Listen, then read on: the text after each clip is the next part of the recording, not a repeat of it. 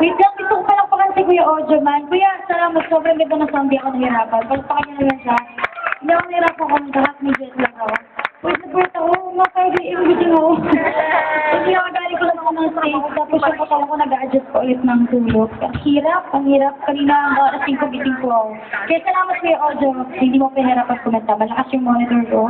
I love it. Ito ang gusto kong kakantahin.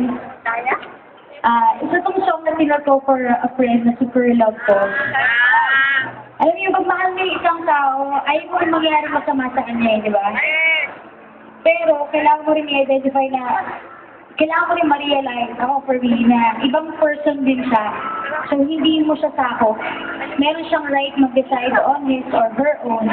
Kaya minsan, parang kahit gusto mo na huwag mo yung mangyaring masama sa kanya, eh, nangyayari pa rin kasi decision niya yan eh.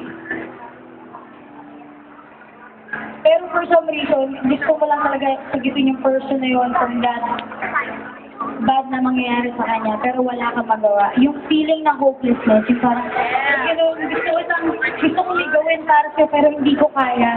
Kahit anong gawin ko, hindi ko kaya kasi yun yung gusto mong gawin. And the best thing to do in that situation is to just pray for that person and love that person. Kasi hindi mo siya makakontrol eh. Dahil yung best friend kayo, tapos may gusto mo ibang gawin, ang hirap nun!